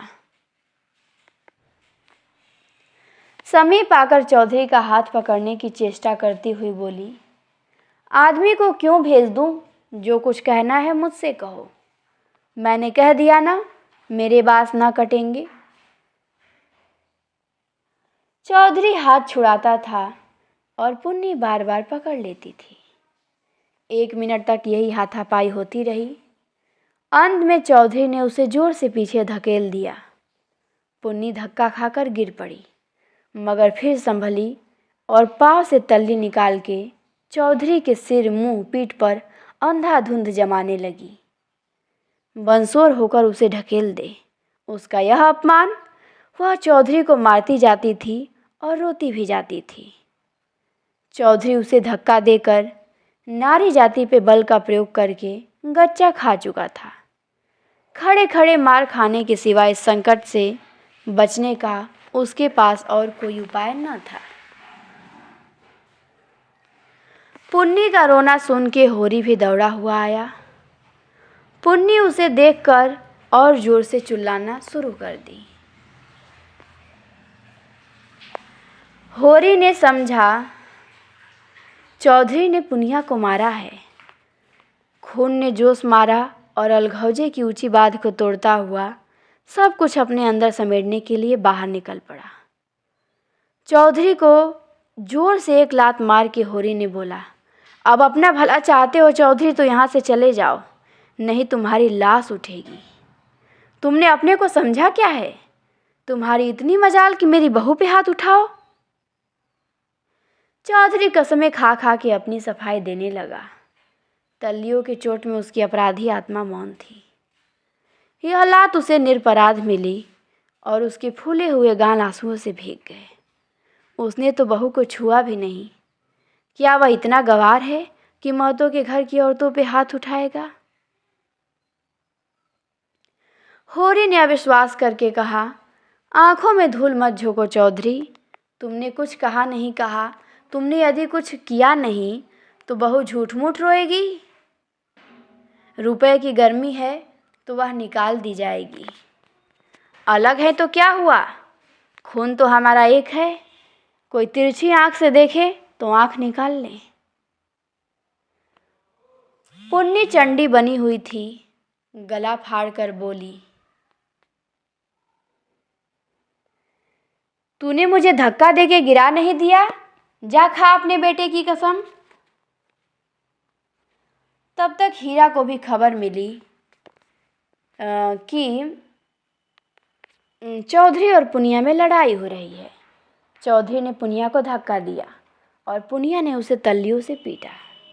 उसने पुर वहीं छोड़ा और अंगी लिए घटनास्थल की ओर चला। गांव में अपने क्रोध के लिए प्रसिद्ध था। छोटा डिल, गठा हुआ शरीर, आंखें कौड़ी की तरह निकल आई थी और गर्दन की नसें तन गई थी। मगर उसे चौधरी पर क्रोध न था। क्रोध था पुनिया पर कि वह चौधरी से क्यों लड़ी, क्यों उसकी इज्जत मिट्टी में मिला दी। बंसोर से लड़ने झगड़ने का उसे क्या प्रयोजन था। उसे जाकर हीरा से समाचार कह देना चाहिए था। हीरा जैसा उचित समझता करता। वह उससे लड़ने क्यों गई। उसका बस होता तो वह पुनिया को पर्दे में रखता। पुनिया किसी बड़े से मुंह खोल बातें करे, यह उसे असहाय था। वह खुद जितना उदंड था, पुनिया को उतना ही शांत रखना चाहता था। कह रहा है कि जब भैया ने 15 रुपए में सौदा कर लिया था तो वह बीच में कूदने वाली कौन होती है। आते ही उसने पुन्नी का हाथ पकड़ लिया और घसीटता हुआ अलग ले जाकर लगा लाते जमाने। कहा, हरामजादी, तू हमारी नाक कटाने पर लगी हुई है। छोटे छोटे आदमियों से लड़ती फिरती है। किसकी पगड़ी नीची होती है, बता। एक लात और जमा के कहता है कि हम तो वहाँ कलेऊ की बाट देख रहे हैं, तू यहाँ लड़ाई ठाने बैठी है। इतनी बेशर्मी, आंख का पानी ऐसा गिर गया, खोद के यहीं गाड़ दूंगा। पुन्नी हाय हाय करती जाती थी और कोसती जाती थी। कहती थी, तेरी मिट्टी उठे, तुझे हैजा हो जाए, तुझे मरी आए, देवी मैया तुझे लील जाए, तुझे इन्फ्लुएंजा हो जाए, भगवान करे तू कोढ़ी हो जाए, हाथ पांव कट कट गिरे तेरे। और गालियां तो हीरा खड़ा खड़ा सुनता रहा, लेकिन पिछली गाली उसे ऐसी लगी, हैजा मरी आदि में विशिष्ट कस न था। इधर बीमार पड़े, उधर विदा हो गए, लेकिन कोढ़ी, यह घिनौनी मौत और उससे भी घिनौना जीवन, वह तिलमिला उठा, दांत पिसता हुआ पुनिया पर झपटा और झोटे पकड़ के उसका सिर जमीन पर रगड़ता हुआ बोला, हाथ पांव कट के गिर जाएंगे तो मैं तुझे लेकर चाटूंगा। तू ही मेरे बाल बच्चों को पालेगी, तू ही इतनी बड़ी गृहस्थी चलाएगी, तू तो दूसरा भतार करके किनारे खड़ी हो जाएगी। चौधरी को पुनिया की इस दुर्गति पे दया आ गई। हीरा को उदारतापूर्वक समझाने लगा कि हीरा महतो, अब जाने दो, बहुत हुआ। क्या बहू ने मुझे मारा, मैं तो छोटा नहीं हुआ। धन्य भाग कि भगवान ने यह दिन तो दिखाया। हीरा ने चौधरी को डांटा कि तुम चुप रहो चौधरी, नहीं मेरे क्रोध में पड़ जाओगे तो बुरा होगा। औरत जात इसी तरह बकती है, आज को तुमसे लड़ गई, कल को दूसरे से लड़ जाएगी। तुम भले मानस हो, हंस कर टाल गए, दूसरा तो बर्दाश्त न करेगा। कहीं उसने भी हाथ छोड़ दिया तो कितनी आबरू रह जाएगी, बताओ। इस ख्याल ने उसके क्रोध को फिर भड़काया। लपका था कि होरी ने दौड़ कर पकड़ लिया और उसे पीछे हटाते हुए बोला, अरे हो तो गया, देख तो लिया दुनिया ने कि बहादुर हो, अब क्या उसे पीस कर पी जाओगे। हीरा अब भी अपने बड़े भाई का अदब करता था, सीधे सीधे कभी अपने भाई से नहीं लड़ता था। चाहता तो एक झटके में अपने हाथ छुड़ा लेता, लेकिन इतनी बेअदबी न कर सका। चौधरी की ओर देख के बोला, अब ताकते क्या हो, जाकर अपने बांस काटो, मैंने सही कर दिया, 15 रुपए सैकड़े में तय है।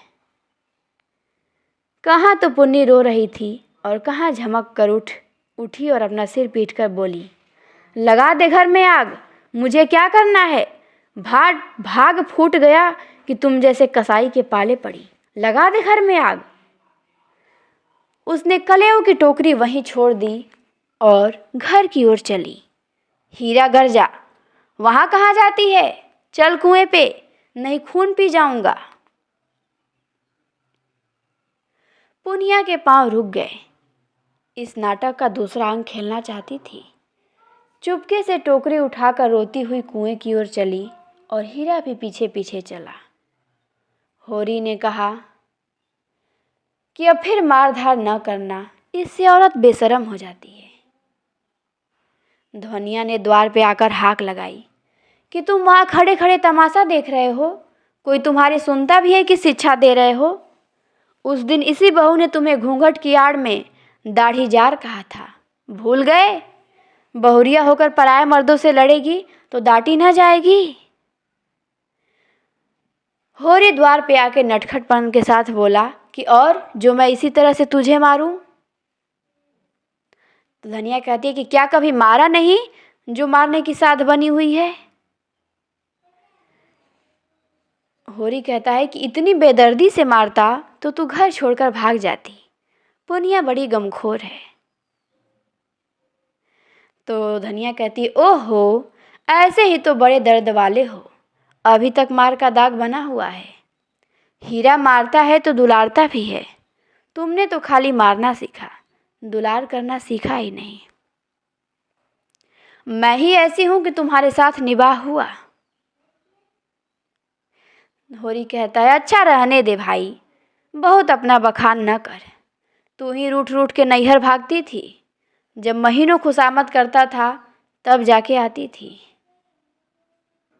होरी कहती, अच्छा, जब अपनी गरज सताती थी तब मनाने जाते थे लाला, मेरे दुलार से नहीं जाते थे। इस तो होरी कहता है कि इसी से तो मैं सबसे तेरा बखान करता हूँ। वैवाहिक जीवन के प्रभात में लालसा अपनी गुलाबी मादकता के साथ उदय होती है और हृदय के सारे आकाश को अपने माधुर्य की सुनहरी किरणों से रंजित कर देती है। फिर मध्याह्न का प्रखर ताप आता है, क्षण भर पर बगुले उठते हैं और पृथ्वी कांपने लगती है। लालसा का सुनहरा आवरण हट जाता है और वास्तविकता अपने नग्न रूप में सामने आ खड़ी होती है। उसके बाद विश्राममय संध्या आती है, शीतल और शांत, जब हम थके हुए पथिकों की भांति दिन भर की यात्रा का वृतांत कहते हैं और सुनते हैं, तटस्थ भाव से मानो हम किसी ऊंचे शिखर पर जा बैठे हैं जहां नीचे का जनरव हम तक नहीं पहुंचता। धनिया ने आंखों में रस भरकर कहा, चलो चलो, आए बड़े बखान करने वाले, जरा सा कोई काम बिगड़ जाए तो गर्दन पे सवार हो जाते हो। होरी ने मीठे उलाहने के साथ कहा, ले, अब यही तेरी बेइंसाफी मुझे अच्छी नहीं लगती धनिया। भोला से पूछ, मैंने उनसे तेरे बारे में क्या कहा था। धनिया ने अब बात बदलते हुए कहा कि देखो, गोबर गाय लेकर आता है कि खाली हाथ।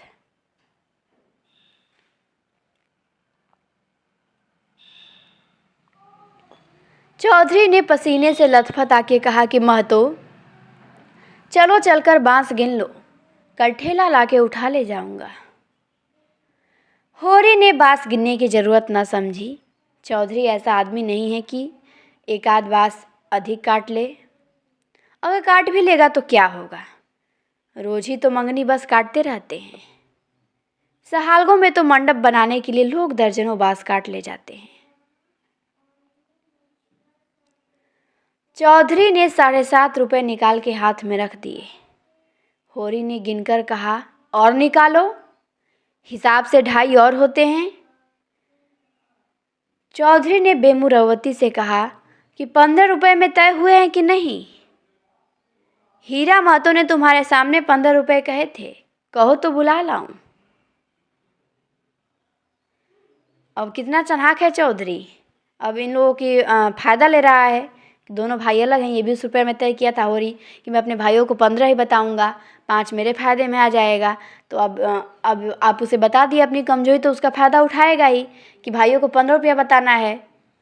तो अब 15 रुपया में ही न देगा, क्यों अधिक देगा आपको? तो होरी कहता है कि तय तो 20 रुपये में ही हुए थे चौधरी, अब तुम्हारी जीत है, जो चाहे कहो। 2.5 रुपये निकलते हैं, तुम दे ही दे दो। तो 2.5 रुपये निकलते हैं, तुम 2 ही दे दो। मगर चौधरी कच्ची गोलियां न खेला था, अब उसे किसका डर? होरी के मुंह में तो ताला पड़ा हुआ था, क्या कहे, माथा ठोक के रह गया। बस इतना बोला कि यह अच्छी बात नहीं है चौधरी, 2 रुपये दबाकर राजा ना हो जाओगे। चौधरी तीक्ष्ण स्वर में बोला कि और तुम क्या भाइयों के थोड़े से पैसे दबाकर राजा हो जाओगे? 2.5 रुपये पे अपना ईमान बिगाड़ रहे थे और उस पर मुझे उपदेश देते हो। अभी पर्दा खोल दूँ तो सिर नीचा हो जाए। इस बात ने होरी पर जैसे सैकड़ों जूते पड़ गए। चौधरी तो रुपए सामने जमीन पर रख के चला गया, पर वह नीम के नीचे बैठा बड़ी देर तक पछताता रहा कि वह भी कितना लोभी और स्वार्थी है। इसका उसे आज पता चला। चौधरी ने 2.5 रुपये दे दिए होते तो वह खुशी से कितना फूल उठता। अपनी चालाकी को सराहता कि बैठे बिठाए 2.5 रुपये मिल गए। ठोकर खाकर ही तो हम सावधानी के साथ पग उठाते हैं। धनिया अंदर चली गई थी। बाहर आई तो रुपए जमीन पे पड़े थे। गिनकर बोली, और रुपए क्या हुए? 10 न चाहिए? होरी ने लंबा मुंह बनाकर कहा कि हीरा ने 15 रुपए में दिए तो मैं क्या करता। तो वो कहती है कि हीरा 5 रुपए में दे दे, हम नहीं मान देते इन दामों।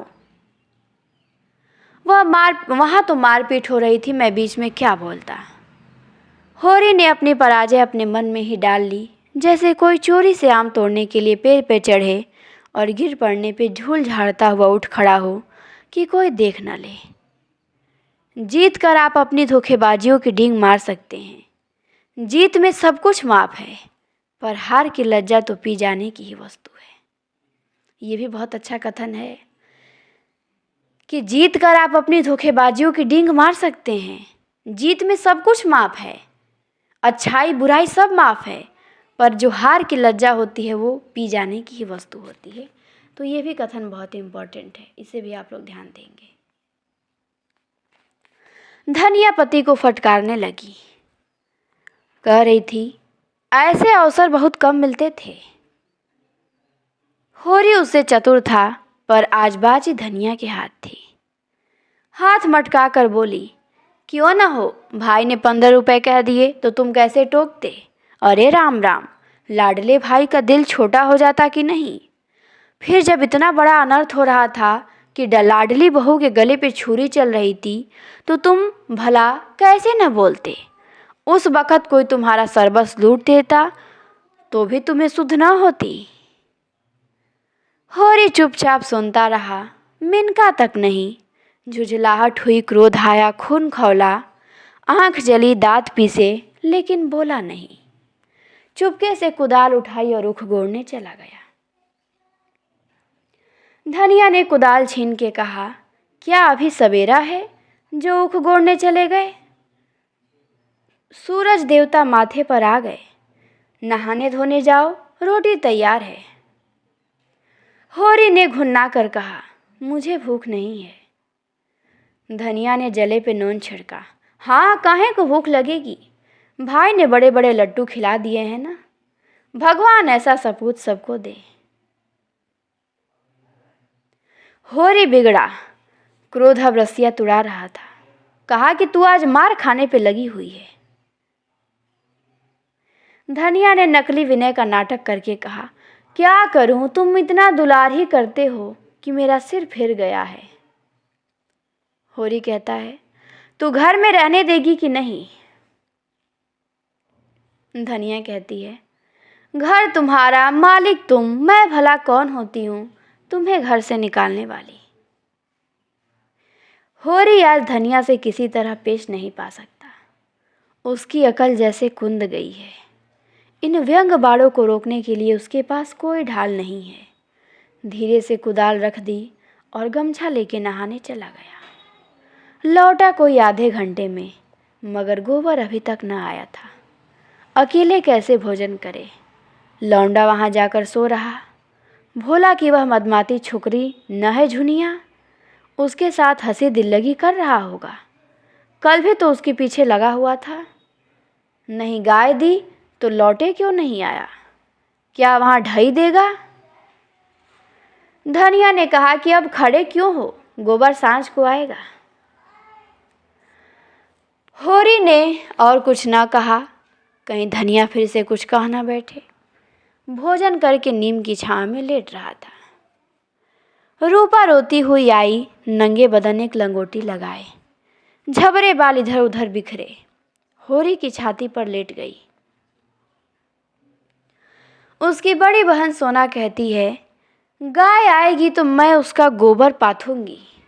रूपा यह बर्दाश्त नहीं कर सकती। सोना ऐसी कहाँ की बड़ी नारी है कि सारा गोबर आप ही पाथ डालेगी। रूपा उससे किस बात में कम है भाई?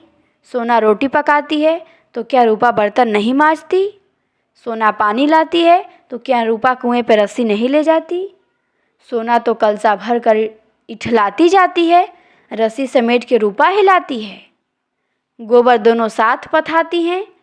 सोना खेत गोड़ने जाती है तो रूपा बकरी चराने नहीं जाती। फिर सोना क्यों अकेली गोबर पाथेगी? यह अन्याय रूपा कैसे सहे? फिर आगे है, अभी ये भाग लग रहा है कि थोड़ा लंबा है, देखिए कितना है। हाँ, ये वाला जो पार्ट है हम लोगों का, ये थोड़ा लंबा है। चलिए देखते हैं थोड़ा सा और। तो हम लोग यहाँ थे। हाँ, तो ये अन्याय रूपा कैसे सहे? होरी ने उसके भोलेपन पे मुंह धोके कहा, नहीं, गाय का गोबर तू पाथना।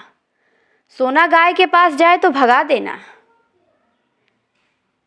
रूपा ने पिता के गले में हाथ डालकर कहा कि दूध भी मैं ही दूहूंगी। होरी कहता है, हाँ हाँ, तू ना दुहेगी तो और कौन दुहेगा?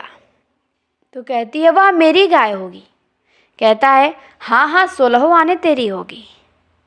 रूपा प्रसन्न होकर अपनी विजय का शुभ समाचार पराजिता सोना को सुनाने चली गई। गाय मेरी होगी, उसका दूध मैं दूहूंगी, उसका गोबर भी मैं पाथूंगी, तुझे कुछ न मिलेगा। सोना उम्र से किशोरी थी, देह के गठन में युवती और बुद्धि से बालिका थी। जैसे उसका यौवन उसे आगे खींचता था, बालपन पीछे। कुछ बातों में इतने चतुर कि ग्रेजुएट युवतियों को पढ़ाए, और कुछ बातों में इतनी अल्हड़ कि शिशुओं से भी पीछे।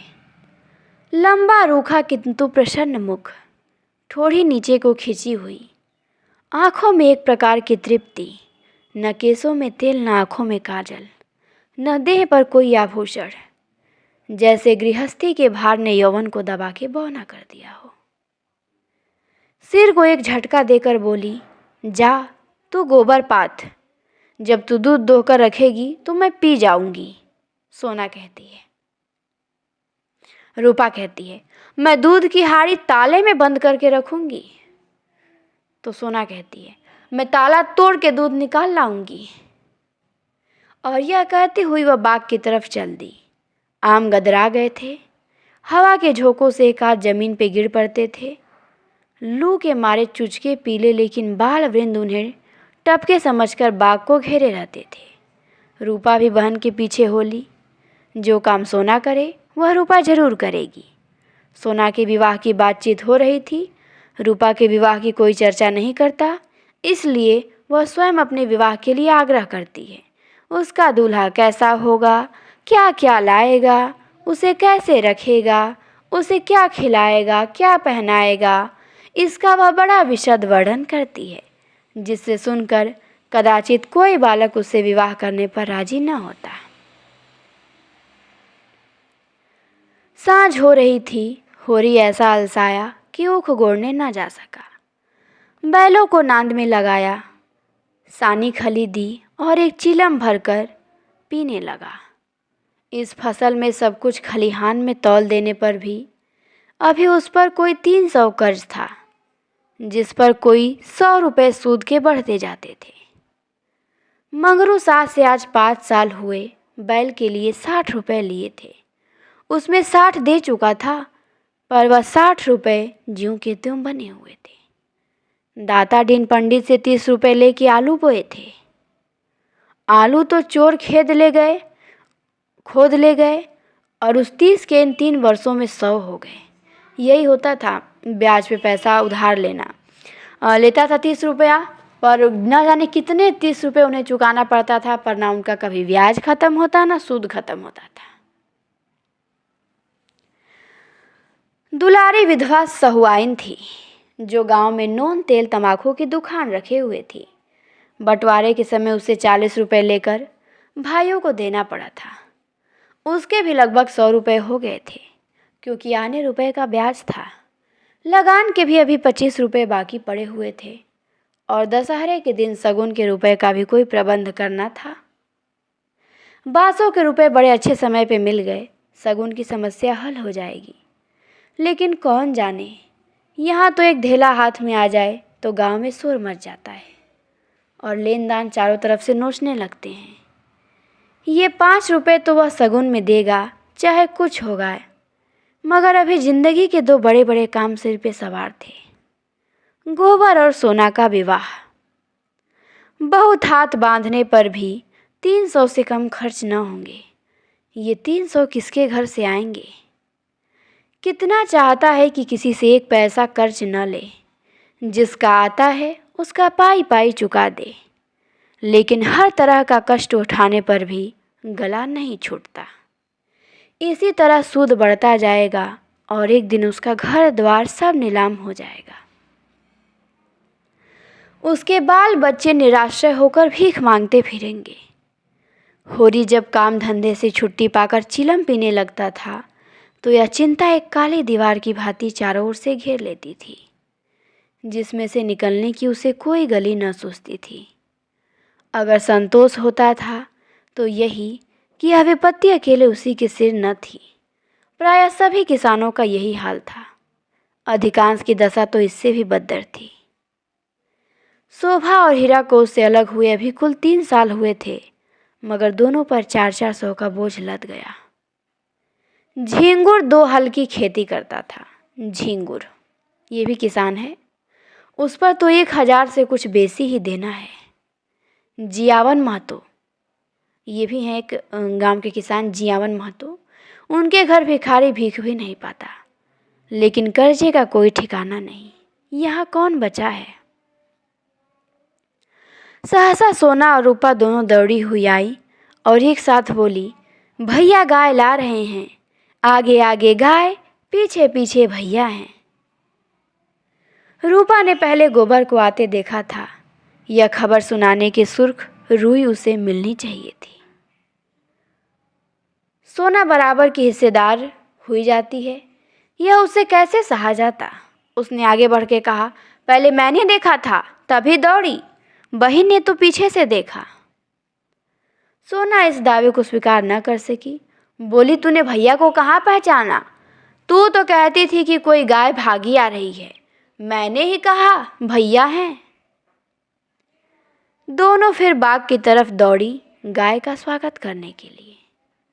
धनिया और होरी दोनों गाय बांधने का प्रबंध करने लगे। होरी बोला, चलो जल्दी से नाद गाड़ दें। धनिया के मुख पे जवानी चमक उठी थी। नहीं, पहले थाली में थोड़ा सा आटा और गुड़ घोल कर रख दें, बेचारी धूप में जली होगी, प्यासी होगी। तुम जाकर नाद गाड़ो, मैं घोलती हूँ। कहीं 1 घंटे पड़ी थी, कहीं एक घंटी भी पड़ी होगी, उसे भी ढूंढ लूँ, उसके गले में बांध देंगे। सोना, कहाँ गई सोना? सहुआइन की दुकान से थोड़ा सा काला डोरा मंगवा ले, गाय को नज़र बहुत लगती है। आज मेरे मन की बड़ी भारी लालसा पूरी हो गई। धनिया अपने हार्दिक उल्लास को दबाए रखना चाहती थी। इतनी बड़ी संपदा अपने साथ कोई नई बाधा न लाए, यह शंका उसके निराश हृदय में कंपन डाल रही थी। आकाश की ओर देखकर बोली, गाय के आने का आनंद तो जब है उसका पौरा भी अच्छा हो। भगवान के मन की बात है। मानो वह भगवान को भी धोखा देना चाहती थी। भगवान को भी दिखाना चाहती थी कि इस गाय के आने से उसे इतना आनंद नहीं हुआ कि श्यालु भगवान सुख का पलड़ा ऊंचा करने के लिए कोई नई विपत्ति न भेजते। हाँ, मतलब कि वो आदमी सोचता है कभी ज़्यादा खुश होता है तो भी किसी को दिखाओ मत, कहीं हमारी खुशी को नज़र न लग जाए। तो वो भगवान से भी अपनी खुशी नहीं दिखाना चाहती थी कि आज मैं बहुत खुश हूँ। सोचती थी कि कहीं भगवान भी मेरी खुशी को नज़र न लगा दें, कोई विपत्ति न डाल दे। इसीलिए वो भगवान से भी कहती थी इतनी खुश होने की बात नहीं है, पर खुश तो वो बहुत थी। वह अभी आटा घोल ही रही थी कि गोबर गाय को लिए बालकों के एक जुलूस के साथ द्वार पे आ पहुंचा। होरी दौड़ के गाय के गले से लिपट गया। धनिया ने आटा छोड़ दिया और जल्दी से एक पुरानी साड़ी का काला किनारा फाड़कर गाय के गले में बांध दिया। होरी श्रद्धा विह्वल नेत्रों से गाय को देख रहा था, मानो साक्षात देवी जी ने घर में पदार्पण किया है। आज भगवान ने यह दिन दिखाया कि उसके घर गऊ के चरणों से पवित्र हो गया। यह सौभाग्य न जाने किस पुण्य प्रताप से। धनिया ने भयातुर होकर कहा, खड़े क्यों हो, आंगन में नाद गाड़ दो। होरी कहता है, आंगन में जगह कहाँ है। धनिया कहती है, बहुत जगह है। होरी कहता है, मैं तो बाहर ही गाड़ता हूँ। धनिया कहती है, पागल ना बनो, गांव का हाल जानकर भी अनजान बनते हो। होरी कहता है, अरे बित्ते भर के आंगन में कहाँ गाय बंधेगी। धनिया कहती है, जो बात नहीं जानते उसमें टांग मत अड़ाया करो, संसार भर की विद्या तुम ही नहीं पढ़े हो। होरी सचमुच आपे में न था। गऊ उसके लिए केवल भक्ति और श्रद्धा की वस्तु नहीं, सजीव संपत्ति भी थी। वह उससे अपने द्वार की शोभा और घर का गौरव बढ़ाना चाहता था। वह चाहता था लोग गाय को द्वार पे बंधे देखकर पूछे, यह किसका घर है। लोग कहें, होरी मातो का। तभी लड़की वाले भी उसकी विभूति से प्रभावित होंगे। अगर आंगन में बंधेगी तो कौन देखेगा। धनिया इसके विपरीत सशंक थी। वह गाय को 7 पर्दों के अंदर छिपा के रखना चाहती थी। अगर गाय 8 पहर कोठरी में रह सकती तो शायद वह उसे बाहर ही न निकलने देती। यूँ हर बात में होरी की जीत होती। वह अपने पक्ष पर अड़ जाता था और धनिया को दबना पड़ता था। लेकिन आज धनिया के सामने होरी की एक न चली। धनिया लड़ने पे तैयार हो गई। गोबर, सोना और रूपा सारा घर होरी के पक्ष में था, पर धनिया ने अकेले सबको परास्त कर दिया। आज उसमें एक विचित्र आत्मविश्वास और होरी में एक विचित्र विनय का उदय हो गया था।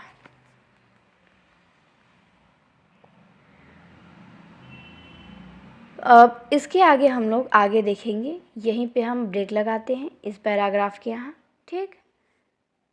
यहाँ से हम लोग देखेंगे अगली क्लास में। उम्मीद करते हैं कि क्लास आप लोगों को समझ में आई होगी। धीरे धीरे मैंने पढ़ा है, स्पीड होगी तो बताइएगा, और कोई भी डाउट होगा तो कमेंट में पूछिएगा, और क्लास को लाइक शेयर करिएगा। जो चैनल पे नए हो, ऐसे और वीडियोस बहुत पड़े हैं हमारे चैनल पे, आगे भी मिलते रहेंगे, उसके लिए चैनल को सब्सक्राइब करें। और क्लास देखने के लिए आप सभी को बहुत बहुत धन्यवाद। आज के लिए इतना ही, फिर मिलते हैं अगले पार्ट में कल।